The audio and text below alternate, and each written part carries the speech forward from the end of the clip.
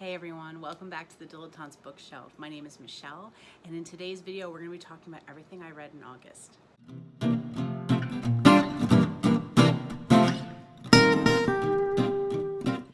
The first book that I finished in August is The Ogres and the Orphans. Now, this book, I loved it. Absolutely loved it. Loved everything about this book. It was just magical and poignant, and you need to read this book.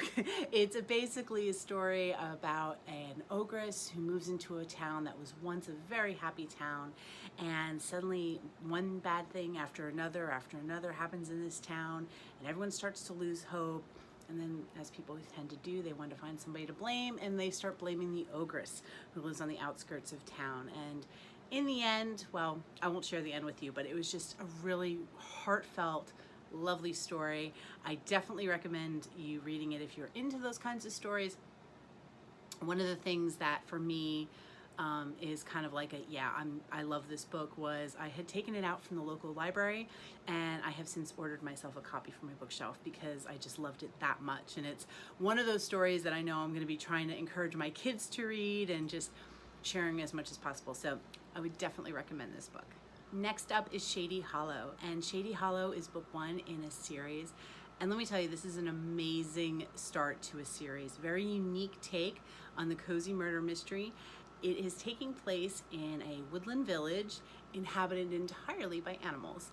And the animals are all human in their demeanor. They have jobs and a great coffee shop, but they are nevertheless animals. And it is just a wonderful fantasy story, but the characters are well developed. And as you're reading this book, you're just kind of transported into this world. And if you're able to kind of let go of some of the questions your brain might have, like how do a moose and a mouse inhabit the same space, I think you'll find it a really, really interesting read. It's a wonderful mystery to try to figure out who did it. And I just really enjoyed it. I'm actually reading book two. That's going to be coming up later in my list, and I'll share with you later. And again, this is another series that I am going to purchase and add to my bookshelf. Next up is another series. It's called Once Upon a Broken Heart. I loved this book. Another book that I am going to be purchasing and adding to my collection. I can't wait to start book two. This story is about a girl who ends up making a deal and with a fate, and all kinds of things unfold after that. I don't want to give away too much, but it is just a really, really interesting story. You kind of never know where it's going to be turning. It's a young adult fiction.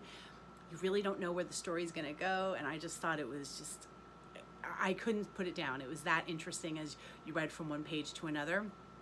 Again, I'm really looking forward to book number two, which hopefully I'll be reading in September, but I would highly, highly recommend this one to you as well.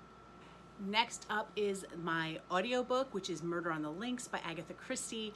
This was a really enjoyable listen. I had this playing when I was in my studio here working on different projects, and it was just I love having audiobooks playing in the background when I'm doing projects, especially things that are kind of repetitious, or if I'm working on some bigger projects. It's just really great to have playing in the background, and I just love Agatha Christie. I'm taking part in the Agatha Christie Challenge, which is over on 52 Books, and I'll put a link to that in the description box below, as well as in the accompanying blog post.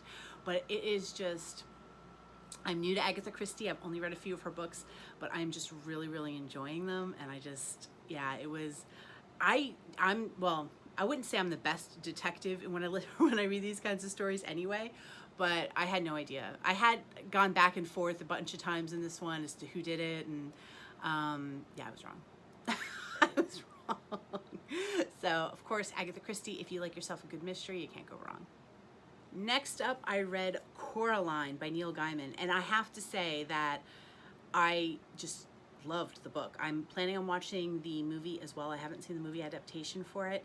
I read this to complete my bingo, my tic-tac-toe board for my local library as part of their summer reading challenge, and I did. It completed the challenge for me, but I just really enjoyed it. I had never read it before, and I just love the character Coraline. I just think she's amazing, and the adventures that she gets into and all of that. I loved it, and I can't wait to watch the movie and see how that came up, or how that turned out. But yeah, the book itself is really great. Another one that I hope to purchase and add to my bookshelf as well. Lastly, this month I read Cold Clay, which is book number 2 in the Shady Hollow mystery series that I mentioned earlier. So this is the mystery series with the animals and this local woodland village. This is another mystery that's happening in the small village town, and you have their local reporter who's trying to dig in and solve the mystery while kind of going through her own personal life dramas, which is a really neat twist that got added in, I felt like, this time around. And they're just, the characters are so interesting, and I just love the personalities that each of these different characters was given, and the imagery that at least I'm conjuring up in my mind from hearing these different stories and imagining all these different creatures living in the same space together, and the town is just really interesting. And I think it's something that if you're looking for something different, maybe you're a fan of cozy mysteries, you like that kind of thing, then I would definitely say give these a try, because it's a different spin on the whole thing. Now, I just shared all the books that I loved, and in all fairness, I DNF'd a bunch. So I had taken out a ton of books from my local library at the beginning of the month, and I'll be honest, I must have DNF'd about 4 at least, if not 5 books.